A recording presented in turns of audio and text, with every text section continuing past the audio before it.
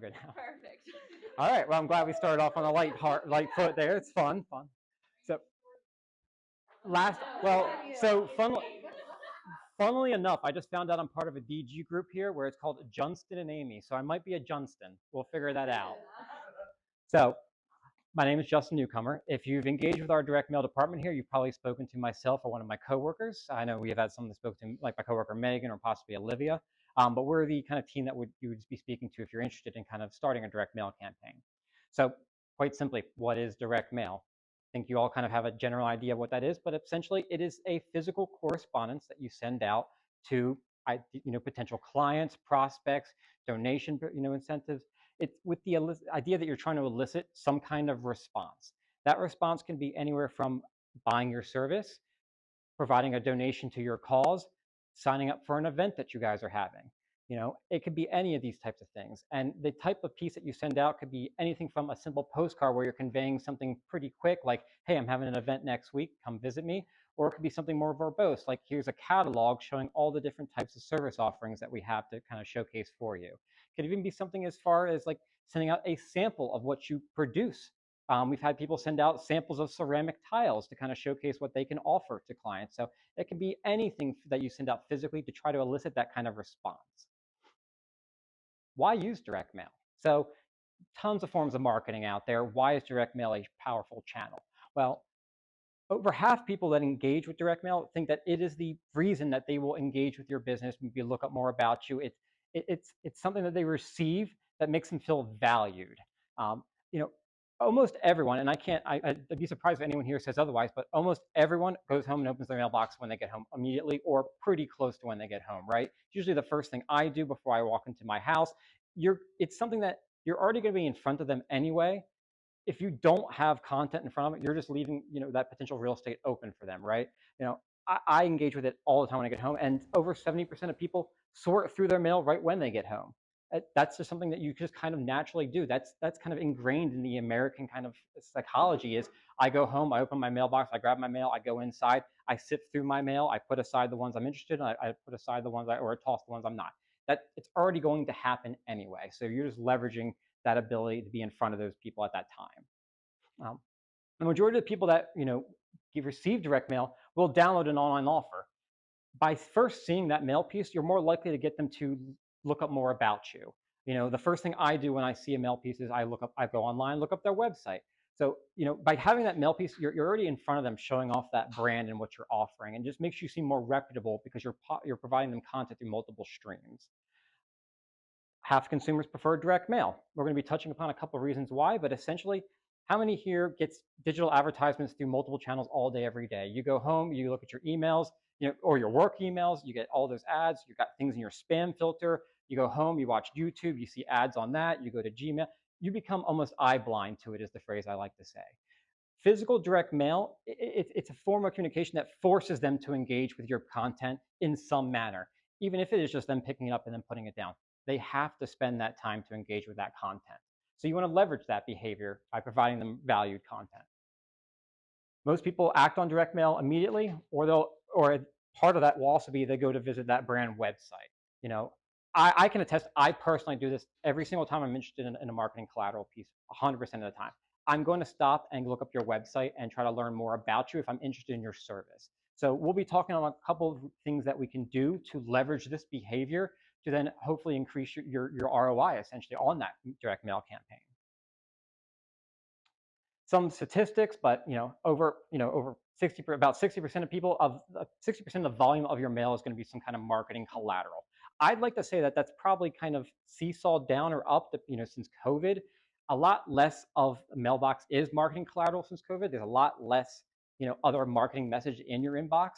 But also a lot of people switched over to more online bills. So that means that there is less noise or clutter in that mailbox. And that makes it so hopefully you can draw the recipient into your message over the other competing messaging that they would have in there.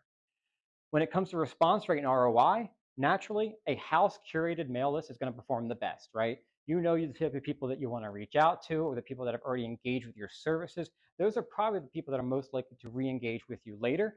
But that's not to say that prospecting does not work. We're going to be touching on a couple of things why, but Essentially, like you need to build up your where you are now. You need to grow to the next level, right? And that's where prospecting will come into play.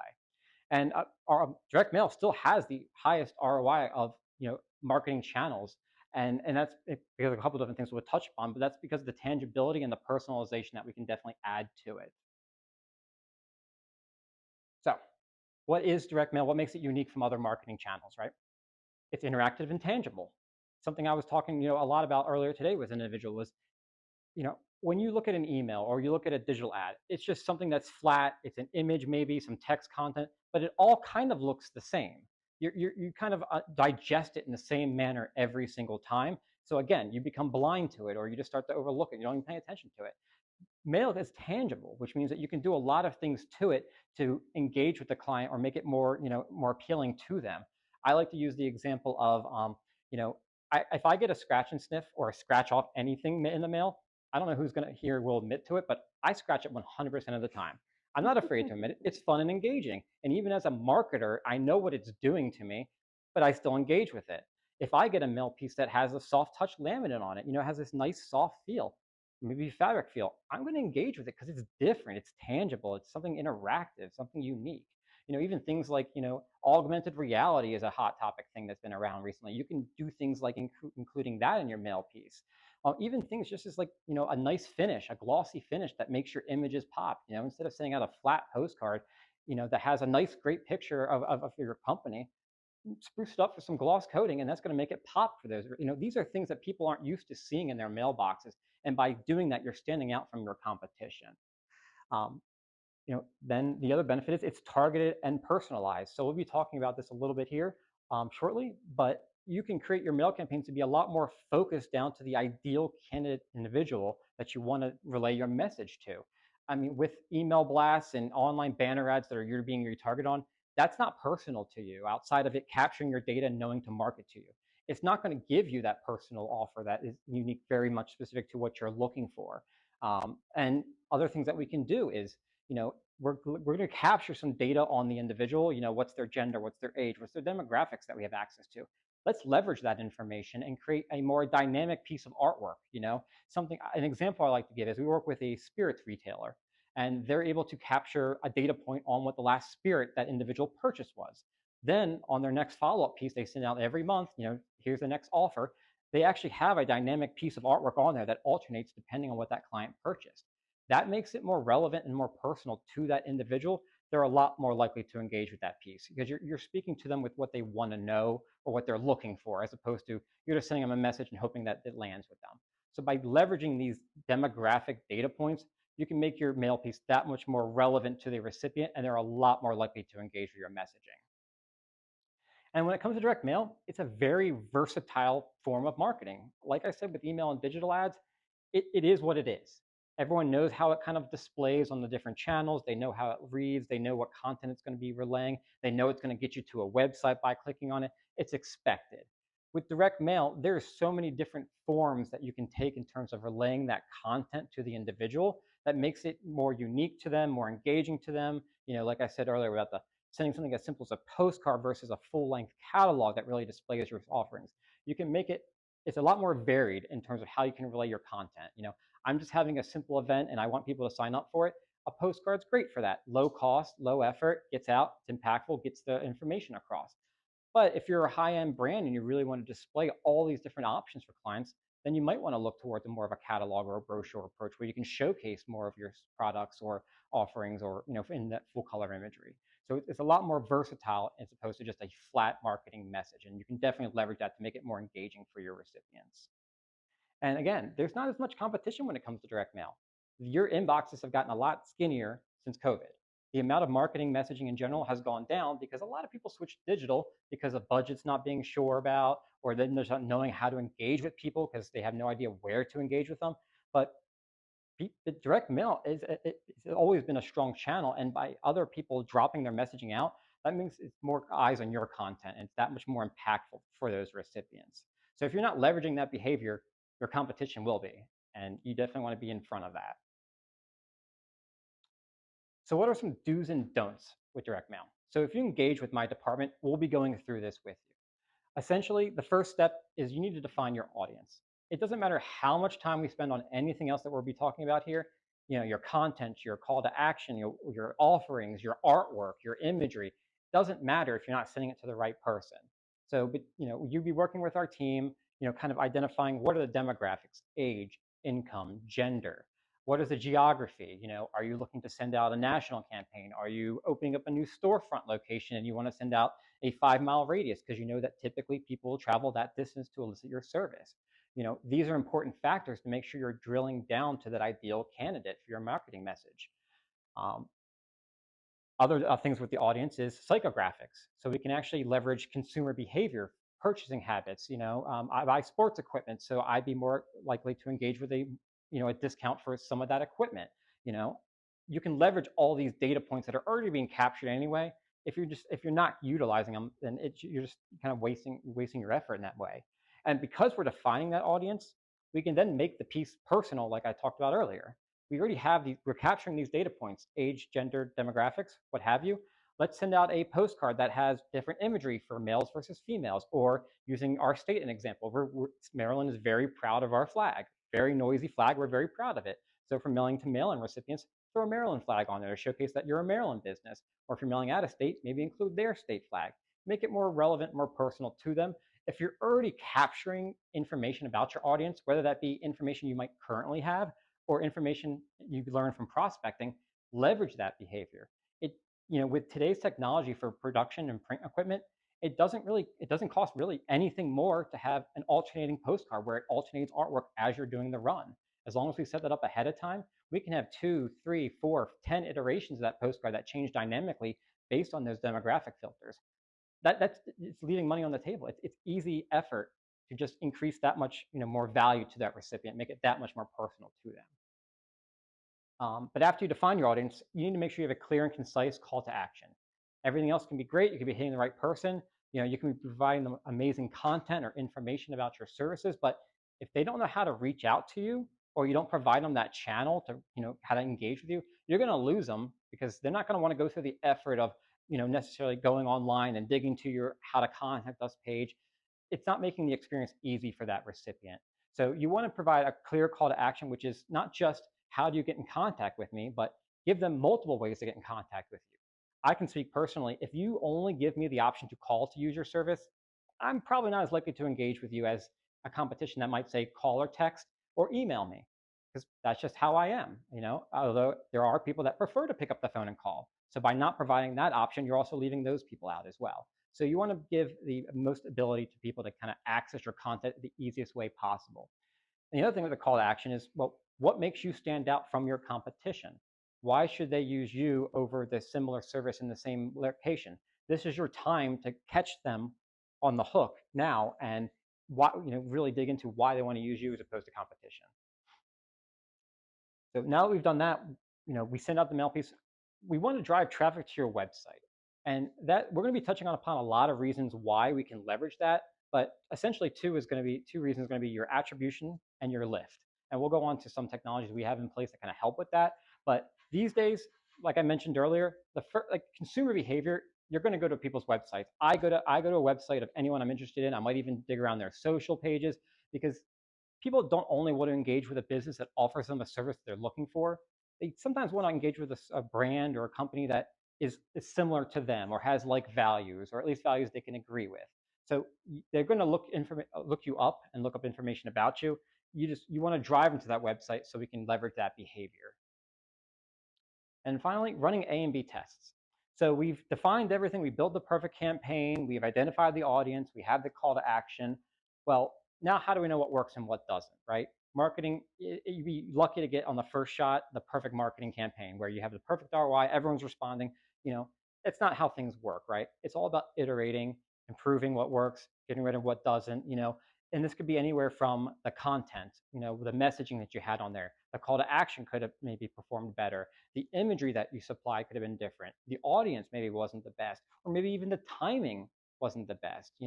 I had worked with a lawn care service who sent out a postcard right when spring hit, and they didn't get a lot of traction, but they did get a lot of web hits because people, while they weren't ready, they were at least interested enough to go to the website and learn more. But then they sent a follow-up piece a couple of weeks later. They got a lot more traction on that because they had already built the brand from that first piece, and now they're re-engaging with them on that second piece at a more relevant time as well. So A and B testing can be run, at the same time when you're sending out maybe two different creatives to the same segment or two different segments to see how each reacts, or it can be done, campaign over campaign while you're iterating and sharing what works and what doesn't, as you go along in your marketing journey.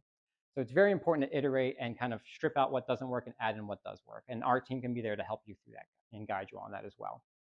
But then, we sent out the piece, we've done everything great. Well, what are some things you don't want to do? You don't want to forget the follow up. The first thing I talk to people when they're interested in starting a direct mail campaign in general is, well, what do you plan to do after this? What is the next step after this? You don't want to just send out a campaign and just say, okay, I'm done with my marketing. This is going to work, or it didn't work and I only did it one time, right? Marketing is all about repetition. I don't know who here, can say, I got a piece of mail or I saw an ad and I definitely acted upon it right then and there. It's about repetition, building the brand, building the awareness of the service offering, and hopefully hitting them at the time that they're in that buying mode, right? When that lawn care service worked on that second mailer, they were hitting people when they're more in a mode where people are looking outside and be like, oh yeah, it's been a couple of days, my lawn's getting high now. I now need to engage with the service. And if they have 3 postcards in front of them, and the first one was the one they saw a couple of weeks earlier as a preliminary one, they're more likely to have their eyes drawn to that one because they've already been exposed to the brand, the colors, the messaging, the potential offerings. They're more likely to engage because they feel more comfortable that these people are around, that they're reaching out to you through different channels. They're more reputable. So it's very important to follow up because otherwise you're not going to have any success in marketing if you just do a one and done and walk away. It's all about repetition. And we have some tools that not only provide attribution to kind of show you what's working, what's not, but also allows you to engage with these individuals through follow-up campaigns as well, which we'll touch upon here shortly. And then finally, don't forget to tell your sales team that you're sending this out. I can't tell you how many times I've heard like, oh, I sent out this mail piece and it hit homes on a Thursday, and our call centers are staffed on Monday through Wednesday, so we were inundated with volume. Well, okay, you needed to know that, or your sales team needed to know that, so they could have pitted the drop date, or make sure they have staffing in time, or even so much as making your sales team aware of what the messaging is. So that way, when people are calling in, you're not having conflicting messaging or competing messaging. Everyone's on the same page and saying the same message. It's very important for your sales team to be apprised of when it's going out, what it's saying, maybe even get buy-in from them. They're the ones talking to the clients, get their buy-in on what they think might be relevant to market as well. So these are very important things to kind of address when you're kind of discussing setting up a direct mail campaign. So we've talked about all this stuff about what to do, what not to do. Well, how can Strategic Factory help? I usually like to drill it down as simply as we're happy to kind of start or stop at any point of a mail campaign. If you come to us and say, I got my content, I got my audience here, totally fine. But if you say, I've never done direct mail marketing before, I'm not sure where to start, what do I do? You'll sit down with our team. We'll kind of start by defining that audience like we spoke about. What is your ideal client? What does that look like? What are the demographics, psychographics, geography? What is the goal of your campaign? If it would be totally different just trying to get people in the door for a business than an open house where you're kind of providing an awareness. So, we'll kind of sit down with you and work through those. We also have content writers on staff. So if you say, I have a perfect call to action, I definitely know what I want to say, but I don't know how to express it, our team can kind of help you putting that into more of a marketing kind of fluffy way. When it comes to the design, we have full fleet of designers on staff. So you say, hey, my designer tapped out, or I know what I want to show, and I know what imagery I want to have, but I just don't know how to put it together in a very palatable way. We can work with you in that regard as well. And then naturally, when it comes, we can actually do the production of the pieces as well. So, when it comes to the actual printing of the postcards, delivering of the mail piece to the post office, we handle it from start to finish, and we're happy to jump in at any point in that process. So, we're here, and, going from this, the next thing we kind of talk about is everything I've been mentioning about, retargeting and what are next steps and how you do additional touch points and attribution. We have a platform that we have called Direct Mail Booster. Alex will be talking about that. And essentially, it's something that we've always offered to our clients through our agency department, whether they were interested in these digital services or digital advertisements. But we found that creating a direct mail-centric platform that kind of ties it all together just makes the experience that much more, useful, more relevant to the end user as well. And we'll be touching upon that pretty in depth about like how you can leverage that to increase the response on direct mail while also proving to you that it's working. And that's always been the biggest thing with direct mail. So with that in mind, I'd like to pass this over to Alex, who'll be kind of diving into the Direct Mail Booster platform And then after that, we're happy to take some questions. Perfect. Thank you, sir. I'm going to go over here and switch it up a little bit. Get crazy. Okay. So it's very apparent that direct mail works. Direct mail has always worked. It's just been difficult to track it. So what we're here to do with Direct Mail Booster is to boost your direct mail, right? We all want a better response. What we're not doing here is replacing your digital marketing strategy, right? We're enhancing your direct mail by integrating these digital technologies that you and I use every day. Facebook, Instagram, Google, we're there every day. I don't want to cannibalize any of your existing efforts. What I do want to do is make sure that those people that you guys are mailing to see your message more than just that one-time touch. It's the most expensive touch, it works, but if I can now enhance that somewhere between 8 to 32 additional touch points, the response is going to skyrocket, right? The more somebody sees something, the more that they're going to remember it. We know that 80% of sales are made between that 8th and 12th contact. So again, if you're just putting one piece of direct mail in front of them, you're simply just scratching the surface. You surely wouldn't put up a billboard for a day and take it down, but sometimes we think, let's just do direct mail one time and think it's going to work. You'll get a response, but you could get a better response if you followed up with people and you stayed in front of the right people at the right time. The other biggest value add to this platform is a digital a real-time trackable results dashboard where you'll be able to log in and see exactly how these campaigns are performing. Direct mail has always worked, but again, it's been very difficult to track it because we live in a digital world. So not only are we enhancing your direct mail campaigns, but we're also helping you guys track and understand what is working and what could be working better. So we've got up to 13 different digital technologies that we can layer onto your direct mail campaign. Every direct mail campaign starts with a mailing list, right? Ideally, prospects that make enough money to buy your product, that fit your ideal persona of a customer. We're going to mail to them, but we're going to mail to them maybe one time, one touch, right? But now we're going to upload before they even get the mail piece. We're going to upload that list into Instagram and Facebook. And now I'm going to target those exact individuals that you're mailing to. So think of this as kind of like a pre-warm up or a prime the pump, if you will. I don't want the direct mail being the one and only time these prospects are seeing you. So I'm going to show them some Facebook and Instagram ads as a warm up. So that way, when they get that tangible piece in the direct mail that they can't ignore, do you think they're going to remember it? Do you think they're going to recognize it? More likely to remember it because they've already seen you, right? So these are the exact people that are going to be on your mailing list. We're going to find them on Instagram and Facebook. And in the dashboard, what we'll be able to show to you is out of your mailing list of 20,000, we reached 6,800 of those people on Facebook and Instagram. We displayed 16,000 ads back to them, and 92 people have already responded to the direct mail piece by clicking on it and going to your website. Yes, ma'am. So from the mail, how are you making the connection? Is that because you guys are pulling the email address from the list that you purchased? Or how does it connect to the platform to identify that person? It's pretty easy to find people's profiles just on a first name, last name, and residential address basis. Now, if you have an existing house list that has emails, the more data I have, the more accurate and the better I can find people. But all I really need, first name, last name, and an address. We upload that, and then we find those same exact recipients digitally. Good question. Mail tracking, just about every piece of mail that goes out of this facility here has a barcode on it. So that way we can track exactly when those pieces are being mailed out and predict when they're going to hit homes. If any of you have done direct mail campaigns before, you probably know that postage is one of the most expensive costs of any campaign. The least that we could do is give you guys peace of mind that what you're paying for is actually being delivered. So in the dashboard, you'll be able to log in and see exactly when we mail the pieces out. You can predict when they're going to hit in homes based on live time USPS data, and of course, confirm exactly when they're delivered. It's also helpful to time your other marketing efforts a little bit more strategically. Do any of you now utilize more than one marketing channel? Like you do direct mail, but you also run some Facebook ads, or you do some email marketing, or maybe, okay, so do you send email follow-ups when you typically do a direct mail campaign? Hit or miss, maybe? Yeah. Okay.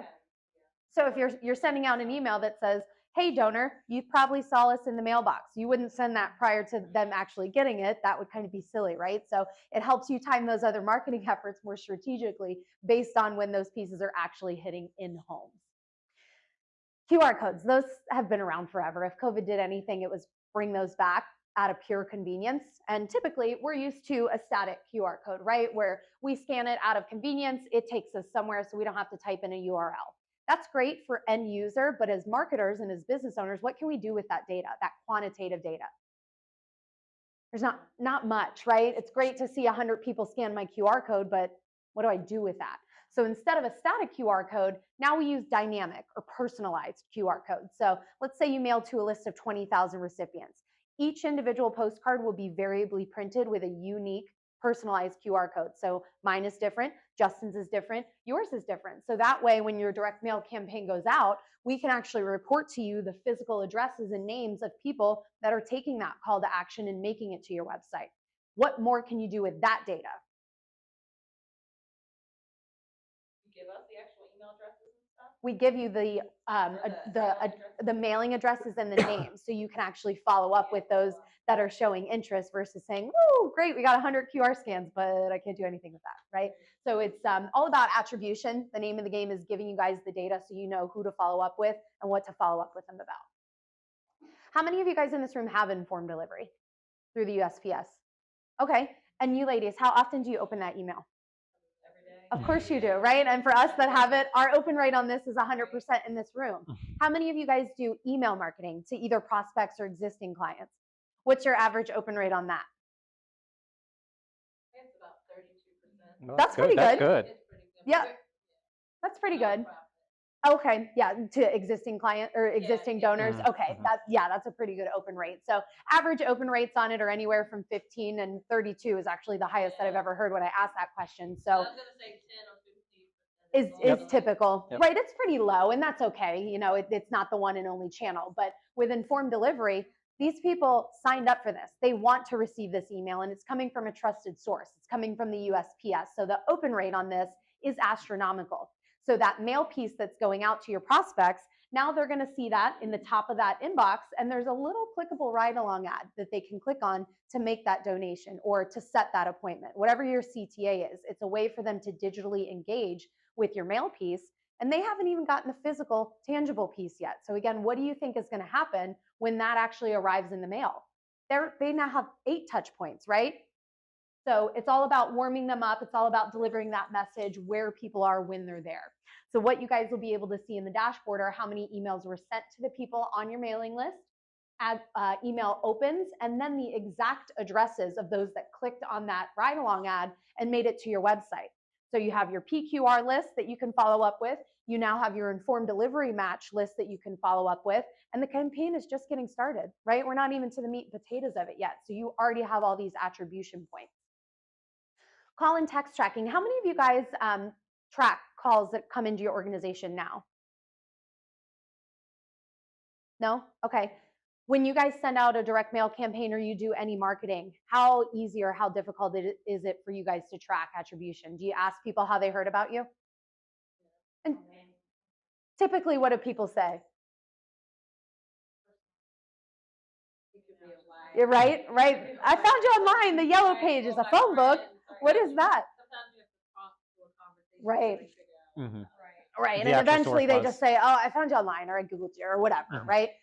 We have to rely on the prospect to disclose where they heard about us. And that's not really a solid form of tracking. So to eliminate that human error element on your postcard or your letter, we would simply just dedicate a local or a toll-free number to those mail pieces. So that way, when I dial that number as a prospect, you guys answer the phone like you normally would.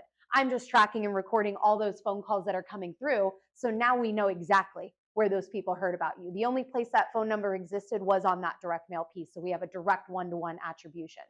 Now, as Justin said, I don't want to talk to people on the phone either. I absolutely hate it after an 8-hour day. The last thing I want to do is call and make a doctor's appointment for my kids. But if you give me the option to text without having to have any human interaction, I'm all about it. So it can say call or text appointment to 800-12345. I text that number as a prospect. We shoot them back an SMS response that says, hey, Alex, click the link below to book your appointment. I click that. I'm on the website. Boom, I'm done. I'm in Carline and I've got my kids. I don't have to talk to anybody. It's all about convenience to the end client, but more the attribution factor. So you guys can actually export this list out of the dashboard and then go to town doing whatever follow-up you see fit for your specific industry. So direct mail piece goes out.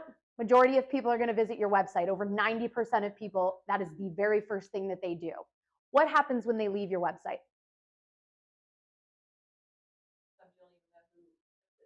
right? They'll go to your website, majority of them will leave, and then nothing happens. That's the end of the cycle, right? So did the direct mail not work? Direct mail created the reach. It got the people to your website, but they left. And now we're not following up with them. It's like pouring sand into a bucket that doesn't have a bottom, right? You're driving all these people to the website. We gotta follow up with them, right? But how do we do that?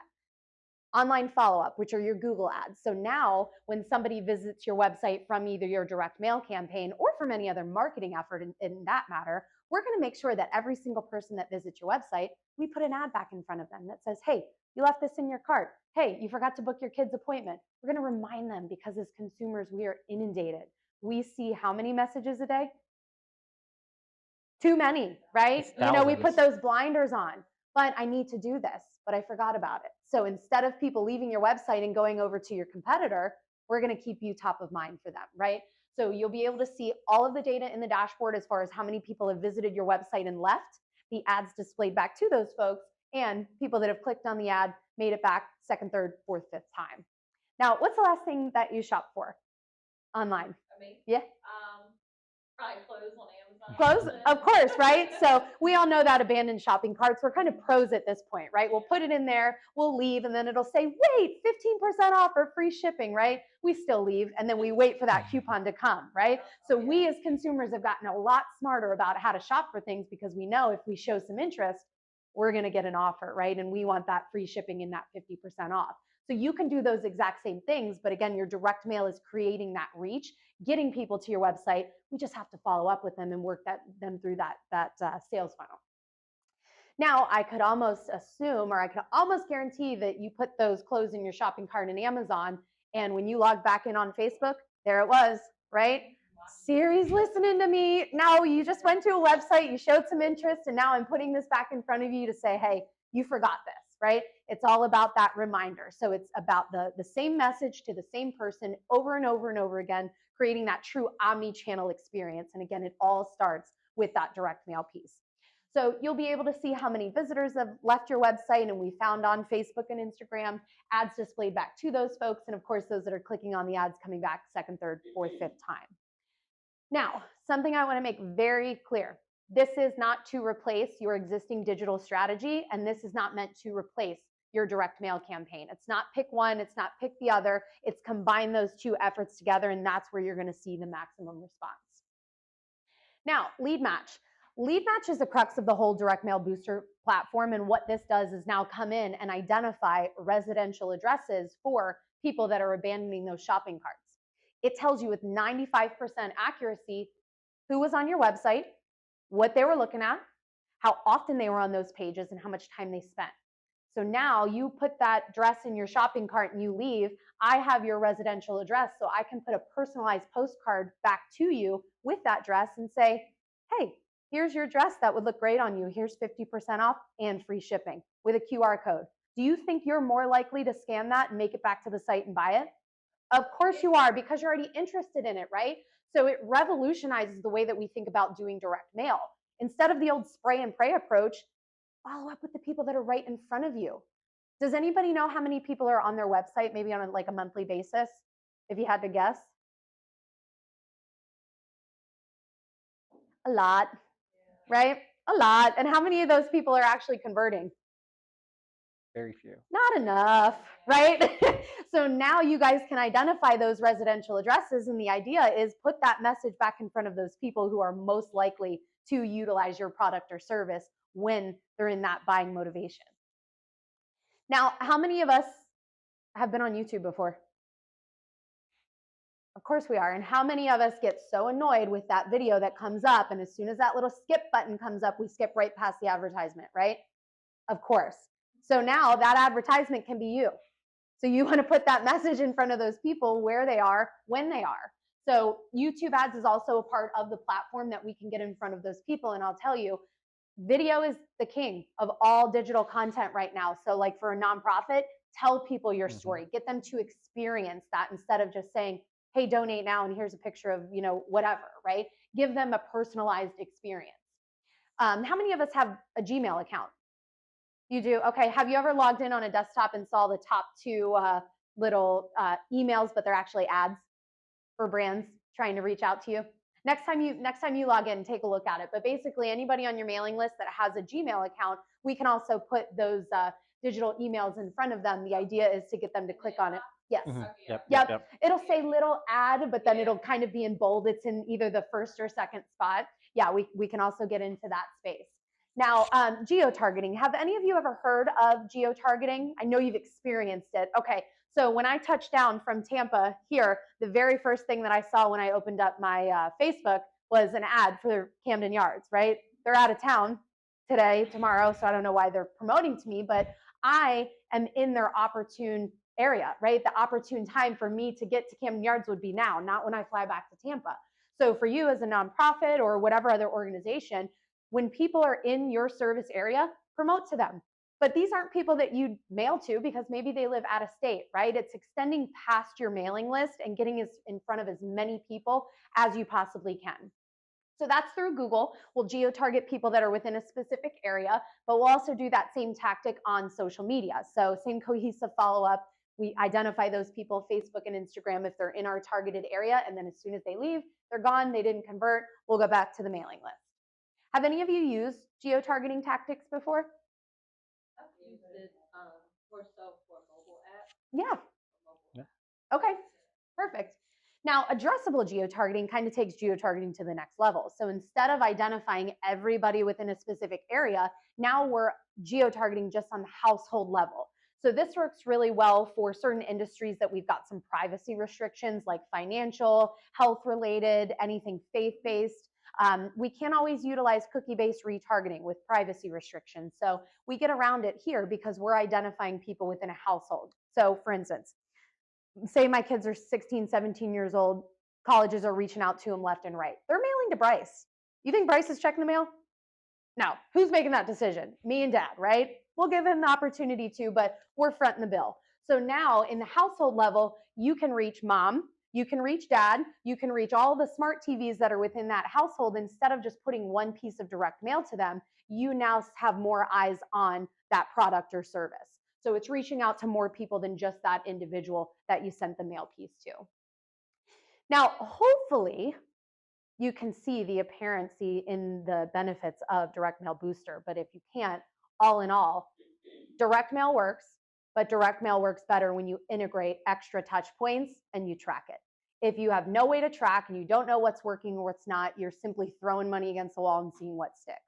So one piece of direct mail goes out, you're going to get a response. One piece of direct mail goes out with 32 additional touches following up with the right people. What do you guys think is going to work better? You know, it's kind of simple math, but we have to be strategic about how we do it, right? So we really want to understand what your needs are in the direct mail campaign and strategize with you as far as what technologies to use, maybe ones that wouldn't work as well for specific campaigns. Questions, thoughts, comments, concerns? Yes, ma'am. So one of the things that I was thinking of is to work for, my name's Anna, I work with Mark Computers. Okay, perfect. We're getting ready to do a Quinceanera Expo. And so being able to, there's a couple of challenges that we have. You know, first off, everything's got to be bilingual. Sure. And, you know, like Google Translate doesn't cut it. Mm-mm. It just does not cut it. It's not, when they see something that's translated that way and it's not a native speaker, They know. it goes in. Right. So can you, like, we have a list of past clients, we have people that have come that we've done proposals with, but like in terms of targeting an audience like that, where we're looking maybe down the PG County area where our Crossings location is, you know, segmenting to somebody that's going to be having a quinceanera and things like that. As far as the mail list goes, or digitally, or both? Both. Okay. Do you want to speak on the mail list side? Yeah, and when it comes to the mail list, naturally, if you have a house list where you're kind of segmenting out based on what language they can speak, we can use that and set up the campaign specifically so each one is being served specifically what would resonate with them. And then if you're looking for the prospecting side, there are demographics and data points that we can capture to try to drill down to that. Wouldn't be as accurate as your curated house list. But yeah, we can set up, those dual campaigns that they would run in tandem, but they would go to different audiences with, the same message, just in different languaging. And then once we have that list, that is the data set that we would use to upload digitally and match with those exact same people. Now we can also set sort of lookalike audiences, people that fit that ideal demographic based on buying habits, like some keywords, key search phrases. If they're in Amazon searching for anything, quinceañera related, we'll put an ad in front of them. So those people may not be on your list, but we will majorly target the people that are on that list first and foremost, and then we can always branch out. But for you, and not just for you specifically, but the lead match. Lead match gives you that prospecting list that are already in front of you, right? People that are already showing interest in the event, but if they've never come before or given you the information, there's no way for you to have that. So some of our clients that utilize Direct Mail Booster actually start with lead match. We give them that pixel, and then we can generate that mailing list to use in addition to your in-house list and combine the two. So there's a couple ways that we can actually utilize that to help you gather that list, but we could always acquire it as well. Yes, ma'am. Question to her question. Is languages one of the fields that you can identify when you're sourcing the list? I don't believe so. Off the top of my head, I can't say so, but I think ethnicity is definitely one of them that is available for a data point. But I can definitely check. I'm not 100% sure, but I don't think so. I believe there is digitally, just when you go online and you set those preferences. Yes. Yeah, there's a ton of certain selects that we can find on those lists. Down to drive in a Ferrari and own a parrot. We can get it. Suggestion to you would be, in PD County, just like in Baltimore, they have specific zip codes the hotspots, heavily densely populated with Hispanic families. So that's where the geo can come into play. Yeah, that's where the geo targeting can come into play. And with the lead match, let's say you have 1,000 people on your website. If you want to hone in, say, give me zip code, 21502, which is my home in Cumberland. We can identify just people in Cumberland that have visited your website, and those are the people that you download and then follow up with. But it'll help you identify where those hotspots are, and then we can kind of reverse engineer, those data sets. Yes, ma'am. So with all this stuff, can a person block you or deny it or stop you? How do you get forward with them? Sure. So as far as hey, I don't want to see this ad. Right. I don't want to see this ad. Stop texting me. Stop just every, Stop it. Miserable people. Take me off your mail list. Yeah. So all in all, you're not going to make everybody happy, right? You will turn some people off, but those people probably aren't your ideal customer anyway, or your ideal donor. So yeah, we'll have a handful of those people, but the way that this works is based on algorithms. So if you continue to go back, look at that dress, put it in your cart, go through it, you're going to move up in the relevancy ranking. So if you continue to engage with my content, I'm going to continue to show it to you. So if you see it once, you click hide ad, or you never respond to it, eventually you're going to fall down in the relevancy ranking. So it's focused on people that are actually engaging. I'm going to push more to them versus just, let's run some Facebook ads to anyone and everyone and see what happens. It's all based on the user experience and what they're doing. If you're on Facebook 100 times a day and I'm only on 10 times, I'm going to get 10 ads, you're going to get 100, right? So you may get 25 touch points, and me, I only get 10 touch points, but still 10 and 20 is better than 1. Right. But you can always take people off your mailing list, Yeah. right? For a nonprofit, I would suggest your VIP donors, yeah, maybe let's not pepper them with all this, right? They're already donating. They're already very loyal, and that could go for any industry too. So whatever list we want to upload, those are the people that will go to town with the follow-up. If there's anybody that you want to exclude, we just take them out of that list. But using a nonprofit as an example, we have nonprofit clients who they don't necessarily put up an ad, so to speak. It's more like a click here to hear our story, and it's more of just providing them relevant content that even people that might have already donated, they still want to see what their donation goes to or what that mission was or stuff, and get more information that way, what the impact was. So it doesn't have to be a straight up ad. You can also provide relevant content to them through through these channels as well. Good question. And also, if you guys, if we move forward with the boosters or whatever, what if we don't have time to look at the dashboard and go over the hits and go over do you guys schedule calls? Yep. Absolutely. So there's no point in collecting any of this data if we're not going to use it, right? But with that, there's a lot of data points that we're collecting. It can be extremely overwhelming, especially if you've ever looked at any of this before. So part of our partnership here and part of doing this with the team is kind of like a 30-day checkpoint. Mail goes out. We're 3 weeks into the campaign. We want to hop on a call with you, go through those results, make sure you understand what the things mean, where the benchmarks are, if we're above, if we're below, whatever we need to tweak. we will absolutely walk you through that. It's not a set it and forget it and it's this magic thing. It's we've got to make tweaks until we get that secret sauce and until you're seeing what results you need. But absolutely, we will help you, and you have access into it. So we're here for any of those questions and to really strategize with you guys as far as what next steps go. What's your time to, based on, I mean, I know there's different factors of like how prepared the client is, but what is the typical time for sending out a direct mail? That could wildly change depending on, I guess, how ready you are as a client as well, because we work with clients that have to set up the back end to make sure they can receive this content as well. But I mean, I would say the fastest that we've moved was probably 7 to 10 business days from starting from scratch, so to speak. But naturally, like if you've already engaged with us on a campaign, the second one's going to be that much faster because we have access to your back end. We've already had those things established. So each one will kind of iterate faster and faster. But and we set up, I'm sorry, I didn't mean to cut you off. We set up all of this for you, yes. Right? The only thing I need access to is I need you to add Strategic Factory as an advertising partner on your Facebook business page. If that is totally foreign, we can help you with it. Give us logins. We'll do it for you. We'll hold hands and walk through it. So sometimes that can take 2 days. Sometimes that can take 20 days if you have no idea who the admin is or passwords or, whatever. We've seen it all. Right. Somebody who set it up 100 years ago, right? So we've got bypasses, that we could get it set up, but we handle all of it for you, all the moving parts. We base the digital creative off of the direct mail piece to create that omni-channel approach. So there's a piece of code that goes on the back end of your website. Again, if you need help with that, we'll do it for you. We'll walk you through it. But it's pretty seamless. We've been doing it a while, so have no fear. We got you covered. Yes, ma'am. All right, so I'm working Chick-fil-A. You what? Do you work with any other Chick-fil-A?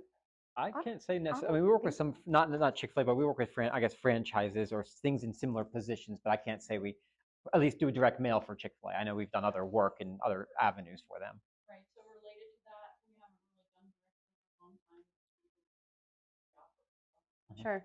You're just gonna have everybody come in and get their free stuff. So I like this because it ties in with everything. So I already have a group of they're coming to my restaurant. Mm-hmm. Right. So I know a lot about them already. Right. And I can target them by email now. Mm-hmm. But I could see where the integrating this would be really great. So sometimes if I can corporately allow you to access that data and import that into this so that then we can use those contacts.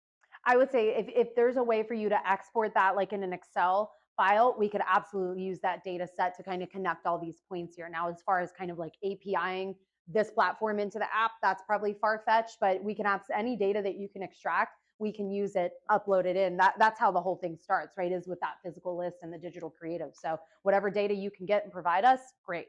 Right. Mhm. I have apps. Okay. Mm-hmm. That they're going to show me where these demographics are. I know I need to hit for delivery. Mm-hmm. That we're not hitting on that. Okay. But I can only get them a certain way. Maybe physically going and knocking on doors. Right. And that's not We don't have time for that. No. No, I mean, I know they like to taste the food, but Yeah. yeah, so I gotta have a better way to kind of canvas that. Yes. So for you, the geo-targeting would work really well. We pick those hot spots and we get out and the message in front of as many people as possible within those locations. Yes. Yes. Hi, so I'm Anna Grace. I work for Facility Engineering. Okay. And we specialize in building automation solutions for commercial clients. So all of our marketing is essentially B2B. Yes. Yep. Would this kind of strategy work for businesses? Yes. We just set it up a little bit differently. To make it most effective, I need a contact name. So like if you guys were trying to reach the owner, Keith at Strategic Factory, but all you have is Strategic Factory's address, I don't know who to reach out to, right? I don't know who the decision maker is. So essentially, I'm reaching out to Justin, you're reaching out to Amy, you're getting your message in front of people at Strategic Factory, but it's not the right person. So I need a contact, and then yes, we can go to town and do the same things. Now, with B2B, there is no informed delivery. That's the only thing we wouldn't get. And the match rate sometimes is a little bit lower because we're mailing to a business address, but I'm matching back a residential address. So sometimes the match rate is low, but if that postcard comes into Strategic Factory and receptionist thinks that it's viable enough to get it to Keith, Keith goes to your website from his home address, now you can bypass Strategic Factory and you can mail it directly to Keith at his home. And do you think Keith is more likely to open that? Yeah, Email to right? somebody. So it does work, and it works really well in the B2B space because you have those challenges with the physical mail of those gatekeepers, right? You can mail 1,000 times to Strategic Factory, but if receptionist keeps throwing it away, Keith has never seen that message. So it works very well to penetrate through that, because at the end of the day, Keith is a consumer, Keith is a human, he is a business owner, but it doesn't change the way that he responds to things. So yeah, absolutely. Let's maybe talk offline about that with your rep, and we can come up with a strategy that'll work for y'all. Yeah, great question. Yes. Okay, shoot. Awesome. Yeah. We can. Let me go back. It is. My name is Archie. Hi. And I'm a provider partner. And it's a super niche. Like, we are a health insurance plan that only targets the people that live in those, Okay. right? And how you're talking about getting to the right person. Like, we want to get to the owner operators, not the DON, not the administrator. While that helps, we want to get to the people that are owned, like that own it. Right. Sometimes they'll pass it. Right. Most likely not. Right? We have done one direct mail. I don't think it was. We did no follow up. Like, everything you're talking about, we really don't. A lot of our business comes from like personal interaction. Sure. But what I like about this dynamic is, if they scan it, what content will you get back? The address that you mailed to. So if you printed on that postcard, Keith Miller, a Strategic Factory 123 Main Street, but the receptionist scans it, it's going to show that Keith did, because that's Keith's QR code. So there's no way to differentiate, like if the receptionist scans it versus Keith, but you'll know that somebody at that address scanned it. So I don't know if that is still, would still be a challenge. No, for privacy reasons, it only spits back the residential address. But let's say you're mailing to 200,000 people in nursing homes, but you have the 1,000 records of those that actually made it through kind of that first initial funnel. Now you're not mailing to 200,000 people again. You're just following up with the 1,000 that you know, the addresses and the names. You can put another follow-up piece in front of those people. Or if there are larger prospects and it warrants it, you can actually make the actual more physical sales call to those individuals, knowing they've already engaged that much more with your services, as opposed to those other 190,000 Yeah. of them. You could call in, can I speak to Diana, blah, blah, blah, blah, Yep. blah. Yeah. When you talk about social media, all people, the people that we're trying to get are not going to look at ads. We do stuff for LinkedIn, or like, we even have ads on LinkedIn. How do you get to a feed? Like, So for all of us, does everybody have LinkedIn? Yep. Okay, how often do you log into LinkedIn? like never. Like once or twice a day. How often do you log into Facebook and Instagram? Every day. There we go. I understand. Yes, Well, I'm gonna go to your Facebook, and that's what I'm looking for. right. You know what I mean? But when that administrator goes home, the kids are in bed and they're mindlessly scrolling, and they see something that's going to be relevant to their business. They may not respond right away, but they'll see it. It's another impression. So that way, the next time that you reach out to them, they have that impression. So, kind of just remind yourself that even though it's B2B space, we're still consumers. We're still humans. We're still on Facebook. Now, you can run LinkedIn ads. I would say do it in tandem with this. LinkedIn ads are 3 times, almost 4 times the cost now of what Facebook ads are. And that's not really the platform. That's not what that platform is meant to do, right? Whereas Facebook, it's kind of gotten into this like ad, right? So people don't want to go to Facebook anymore. They're on Instagram, they're on TikToks, they're doing those things. So we're constantly chasing the next best thing. So that's kind of why we don't want to get into that space, because it is as expensive as it is. But I would say if you guys do it individually with the same content, you would still get a better result with it. But it's just not a part of the DM booster right now. But even those business entities, if they engage to some level with your content, then they're going to take their phone home, and while they're sitting at home doing whatever they do at home, they're going to see your messaging. And while they might not go to your Facebook, the next time you send that follow-up piece, they're more likely to engage, because you're more reputable to them. They've seen you around, they've seen your brand, your messaging, so they're that much more reputable to them. What else is on your list? I should say, like, it's such a small niche. It's so hard. It's to, like, extremely difficult. all this, and like, yeah. And then I'm just like, is it ever gonna work? And how much money am I gonna have to get out of it? Right. And maybe we could talk later Yeah. Well, what is one new client worth to you? Going to a new state, you have to pay like $5 million. Of course, right? Yeah. So, And they can make a lot of money, we both make a lot of money. right. But it's still hard to protect. I think the lead match for you too would be a good starting point for you to be able to start to identify those residential addresses of those people. So maybe we kind of reverse engineer it like we were talking about a little bit. Because again, there's a lot of factors: mailing list, the frequency, the follow-up, like you said. I think there's little things that we could do to increase that response. But I'd like to know a little bit more about the. What is a house list? Talking about a house list or bucket. So the house list something that we've already created, that we've already tried to reach out to Mhm. via email or call, Mhm. or even like what if our house list is a list of every single person in Maryland? Like that's not really anybody that we Yeah, technically it's still a cold list, right? Mm. But when we say house list, like, for a nonprofit, it's a house list would be past donors, right? People that have already donated. Those people are so much more likely to donate again or re-engage with you because they've already engaged with your business in some way, shape, or form. So when we talk house list, it is provided list, but what you're saying is, yeah, I've got a house list, but it's every nursing home in Maryland, and only 3 of them have actually made contact with us, right? So for you, it's a little bit different because it is so niche, right? You don't have this huge audience. So we got to strategize on how to penetrate that and do it a little bit better. Yes. So that I'm Amy, I'm a wedding planner. You're Amy. I'm not Amy. I have a wedding planning business. And so with that informed delivery, you can target specific zip codes. Is that what you're saying? Or like what are your categories? So informed delivery, you sign up for it personally, right? It's a total opt-in. So let's say you bought a list of people that, I don't know, just created a wedding registry, right? You've got a multitude of zip codes that we're going to put a mail piece in. We upload that list, let's say of 5,000 people. We upload that, and maybe only 4,000 of them are signed up for informed delivery. The people that are signed up for it on your list, those are the people that are going to get that email. But now this is going to say, come to our event, or, free consultation, or whatever it is. So the people that are opted into it are the people that are going to see it. And it's not going to be 100% of people on your list. The saturation is high. But where these areas are that we're talking about, I'm not 100% sure. But it's all based on the mailing list. And would you do something like, are you familiar with the Knot wedding Yes. wire? Okay. Yeah. So My with the- sister-in-law, funny story, my sister-in-law was featured in it 15 years ago. Nice. Yeah. Cool. So they, and this is like, you have time, which I don't have time. But What's a while that? ago, a while ago, when I started my business, like you could actually type in the Knot and like start typing in like Baltimore, Maryland, and like all their websites will come up. The couples that make websites. Yeah.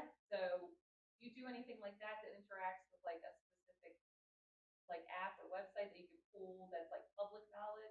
That sounds more kind of like SEO type stuff, like search engine optimization, which is part of what the agency side here at Strategic Factory could also help with, like your pay-per-click SEO type stuff, which isn't necessarily what this is, although those are under the Google umbrella. That's like you paying $5 every time somebody clicks on or types in the word wedding registry or whatever it is. It is effective, but just depending on your budget. But maybe that's a question to ask for the agency side. Amy, who is the VP over there, she could probably answer that a little bit better than I could. But I probably assume the answer is yes. Oh, you made a website, you're getting married, let's grab you. Right. Yeah, I don't know how that data would be if that is public data. I know when we're purchasing mailing lists, like we can purchase, people that did do a registry. Yeah, let's. Yeah, so we can work that way. Yeah, let's figure that one out. Even like Amazon, you can create like a bridal registry. I'd assume that somewhere somebody sells that data. Yeah. Right? Okay. Yeah, we'll figure that one out. Yeah. Okay. Yep. Good question. Wedding registry. All right. Anything else that we can think of? Can you speak at all about the cyclical nature of the campaign, like how it starts, like where it starts? Because I know we talked about it starts before the mailing starts. Yes.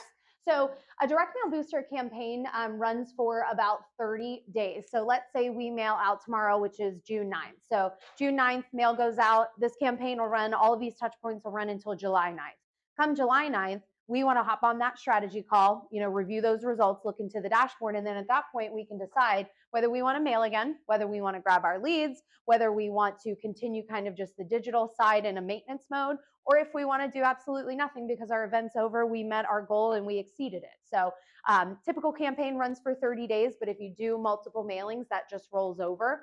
And we have the opportunity after the mail is come and gone to just kind of keep it on a maintenance mode where we run Google, Facebook, Instagram. We continue to track leads that go to your website on those off months that you're not mailing. Some of our nonprofits, they mail annually at the end of the year, and that's all they do. And then they run the digital DM booster the other 11 months out of the year because that's what works for them.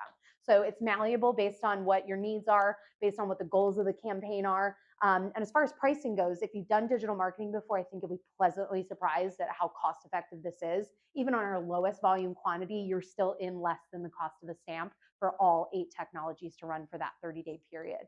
There's no additional budgets for Google, Facebook, anything like that. It's custom quoted based on how many mail pieces you're sending because we need that many credits. 5,000 mail pieces, we need 5,000 credits that run for 30 days. So if it is something that you're interested in strategizing or talking more in depth about what the campaigns would look like for you, we can do that. We can absolutely provide pricing and do whatever you guys need us to do. And typically within our pricing structure, we'll also bake in the design content as well. So, we know that a lot of clients may not have engaged digitally before, so we will actually do this design services for you where we transform that piece of artwork into all these banner ads for Facebook, YouTube ads, what have you. So we're here to work with you on every step of the way. And with that, like, do you offer like free first aid coaching, or is like do we have to purchase like a session? Like if we have something with you, like, hey, can you just hop on a virtual call and show me how you're doing this, or you know what I mean, like just to kind of get more info of how things are working. Oh yeah, that would be part of kind of that initial strategy to understand what your needs are and what you want to make out of it, and then going through that and saying, yeah, this is what you need to do. I don't think we would ever make you pay for, you have to pay me and then I'm going to tell you how to do it. Absolutely not. No. Ultimately, if you're not getting a good response, it doesn't do me any good. You're not going to have a good response. You're not going to come back and do business with us. We want you guys to succeed. So whatever that looks like, we're here. I think I'm getting kicked off.